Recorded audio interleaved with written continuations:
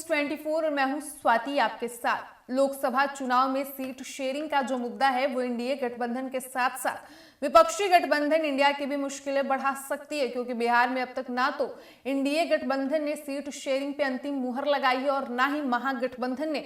वहीं चिराग पासवान की नाराजगी एनडीए गठबंधन से साफ तौर पर देखी जा रही है। तो वहीं दूसरी ओर यह दावा किया जा रहा है कि राष्ट्रीय जनता दल चिराग पासवान को 8 सीटों का ऑफर कर रही है। साथ ही आपको बता दें कि अब राजद की ओर से बड़ा दावा किया जा रहा है कि 3 बड़े नेता बिहार में जल्द ही राजद में महागठबंधन में शामिल हो सकते हैं। तो चलिए हम खबर में विस्तार से जानेंगे कि आखिर वो कौन कौन से प्रमुख चेहरे हैं जिसको लेकर राजद ये दावा कर रही है। आगामी लोकसभा चुनाव के लिए बिहार में सीट बंटवारे पर चर्चा के लिए विपक्षी दल इंडिया ब्लॉक के 2 प्रमुख साझेदार राजद और कांग्रेस के अगले सप्ताह की शुरुआत में एक बैठक आयोजित करने की संभावना है। सूत्रों ने कहा कि राज्य विधान परिषद के द्विवार्षिक चुनावों के लिए महागठबंधन के उम्मीदवारों राजद के 4 और सीपीआई के 1 उम्मीदवार द्वारा नामांकन पत्र दाखिल करने के बाद ये बैठक होगी। इसमें 40 लोकसभा वाले बिहार में राजद और कांग्रेस सहित वाम दलों के बीच कितने सीटों पर चुनाव लड़ा जाए इसकी चर्चा होगी। पार्टी नेताओं ने कहा कि हमारे घटक दलों के बीच सीट बंटवारे को लेकर कुछ मामूली मुद्दे हैं। उदाहरण के लिए कांग्रेस जन अधिकार पार्टी के नेता पप्पू यादव को मैदान में उतारना चाहती है, जिनकी पत्नी रंजीत रंजन कांग्रेस की राज्यसभा सदस्य हैं। वहीं सूत्रों का कहना है कि राजद इसके लिए तैयार नहीं है। पप्पू यादव को लोकसभा चुनाव में इंडिया समर्थन करे। एक अन्य नेता ने कहा कि मुकेश सहनी के नेतृत्व वाली विकासशील इंसान पार्टी को लेकर भी राजद और कांग्रेस में चर्चा है। मुकेश सहनी को इंडिया में शामिल करने से एक बड़े वर्ग के वोटों का झुकाव इस ओर हो सकता है, इसलिए मुकेश सहनी को अपने पाले में लाने की जुगत में राजद और कांग्रेस लगे हुए हैं। साथ ही महागठबंधन एलजेपी रामविलास नेता चिराग पासवान के अपने कदम साफ करने का भी इंतजार कर रहा है।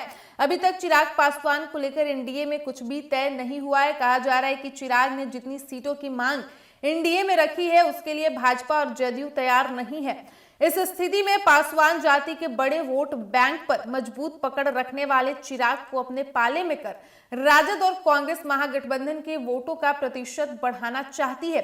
साथ ही चिराग पासवान के साथ आने से ये एनडीए में टूट का ही सूचक बनेगा।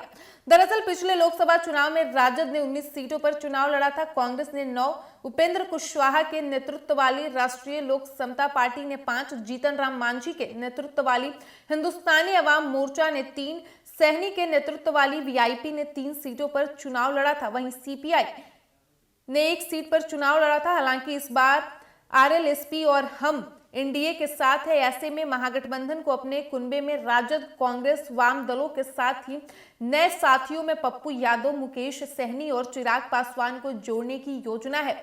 ऐसे में अगले सप्ताह होने वाली बैठक में पप्पू यादव, मुकेश सहनी और चिराग पासवान को साथ लेने और सीटों के बंटवारे पर महत्वपूर्ण निर्णय लिया जाएगा। तो जैसा कि आपने सुना कि जब चिराग पासवान ने दिल्ली में अमित शाह से मुलाकात की थी तो उन्होंने 5-1 का फॉर्मूला रखा था। चिराग पासवान ने 5 लोकसभा और 1 राज्यसभा की सीट मांगी थी, जिसके बाद ये कंफर्म नहीं हुआ था, लेकिन हाँ उन्हें ये कहा गया था कि परिस्थिति के अनुसार उन्हें बेहतर सीट दिया जाएगा।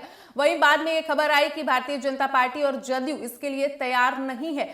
तो वहीं दूसरी ओर ये दावा किया जा रहा है कि चिराग पासवान को आरजेडी की ओर से ऑफर दिया जा रहा है और हो सकता है कि चिराग पासवान एनडीए का साथ छोड़कर राजद में वापसी कर सकते हैं। हालांकि इस पर अभी तक आधिकारिक कोई पुष्टि नहीं हुई है। तो वहीं दूसरी ओर कांग्रेस और राजद ये तैयारी कर रही है कि वो पप्पू यादव, विकासशील इंसान पार्टी के मुखिया मुकेश सहनी और लोक जनशक्ति पार्टी रामविलास के राष्ट्रीय अध्यक्ष चिराग पासवान को अपने पाले में कर ले।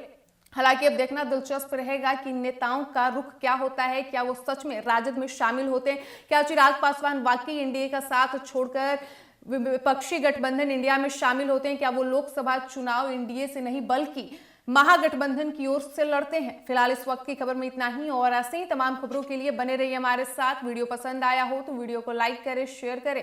साथ ही हमारे यूट्यूब चैनल एक न्यूज 24 को सब्सक्राइब कर लें। यदि आप हमें फेसबुक पर देख पा रहे हैं तो हमारे फेसबुक पेज को भी फॉलो करें। धन्यवाद।